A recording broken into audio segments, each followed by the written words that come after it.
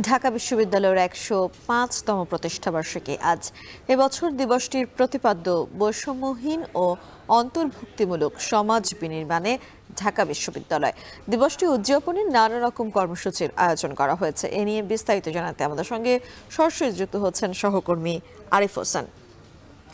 আরিফ, আপনার কাছে একটু জানতে চাই, আজ প্রতিষ্ঠাবার্ষিকী উপলক্ষে কি কি কর্মসূচি রয়েছে?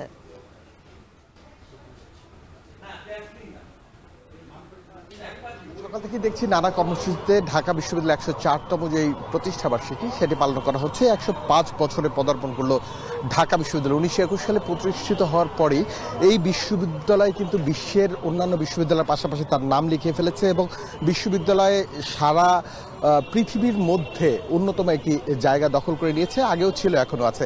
তবে এই বিশ্ববিদ্যালয় সকাল থেকে আমরা দেখেছি যে একটি র্যালি হয়েছে, যেই র্যালিতে আগের যে অ্যালামনাই শিক্ষার্থীরা রয়েছেন এবং সাধারণ শিক্ষার্থীরা, শিক্ষক, কর্মকর্তা, কর্মচারী সবাই অংশগ্রহণ করেছেন এবং সেই র্যালিটি ভিসির বাসভবন থেকে শুরু করে বিভিন্ন সড়ক প্রদক্ষিণ করে টিএসসিতে এসে শেষ হয়েছে। এছাড়া আমরা দেখেছি এরপরে কিছুটা আনুষ্ঠানিক বক্তব্য দিয়েছেন ঢাকা বিশ্ববিদ্যালয়ের উপাচার্য।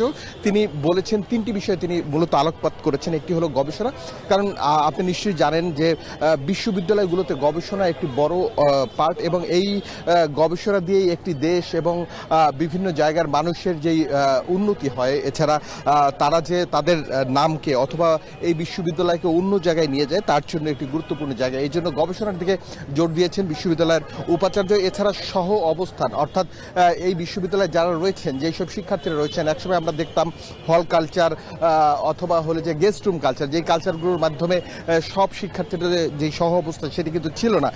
যার কারণেই কিন্তু আপনি জানেন বিভিন্ন সময় ছাত্রলীগ থেকে শুরু করে বিভিন্ন ছাত্র সংগঠনের লোকজন সাধারণ শিক্ষার্থীদের উপর চড়াও হতেন এবং তাদের ইচ্ছা মতো তারা তাদের সবকিছু ডমিনেট করতেন। এই কালচারটা যাতে দূরীভূত হয় এমন বিষয়গুলো তারা নজর রাখবেন। এবং আরও একটি বিষয় হলো গিয়ে এই বিশ্ববিদ্যালয়ের রাজনৈতিক যে সহ অবস্থান সেটিও থাকবে, এমনটাও জানিয়েছেন উপাচার্য। এছাড়া তিনি বলছেন দলমত নির্বিশেষে যাতে ঢাকা বিশ্ববিদ্যালয়ের উন্নতির জন্য কাজ করা যায় সেজন্য সবাইকে আহ্বান জানিয়েছেন এবং বলছেন যে শিক্ষা বান্ধব পরিবেশ এই বিশ্ববিদ্যালয়ে প্রতিষ্ঠিত করা হবে। এরপরে উপাচার্যের বক্তব্যের পরই আমরা দেখলাম কেক কাটছেন এবং বিশ্ববিদ্যালয়ের ১০৪তম প্রতিষ্ঠাবার্ষিকী উপলক্ষে কেক কাটার পরে আলোচনা সভা অংশ নিয়েছেন। আমরা সাধারণ শিক্ষার্থীদের সাথে কথা বলেছিলাম, তারা বলছেন যে এই বিশ্ববিদ্যালয়ে তারা দেখতে চান বিশ্বের অন্যান্য বিশ্ববিদ্যালয়ের পাশাপাশি এবং সেজন্য যেই জিনিসটি দরকার গবেষণা খাতে তাদের বরাদ্দ থেকে শুরু করে সবকিছু বাড়ানোর জন্য অনুরোধ করছেন। এবং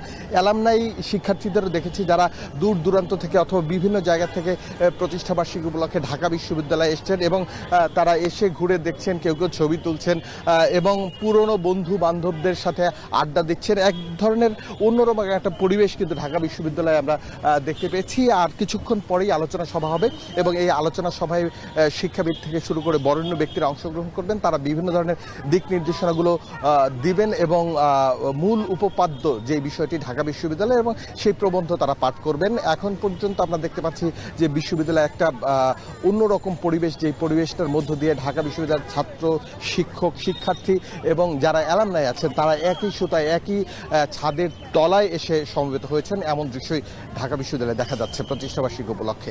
মিল, ঢাকা বিশ্ববিদ্যালয় থেকে সরাসরি যুক্ত হচ্ছেন সহকর্মী আরিফ হোসেন।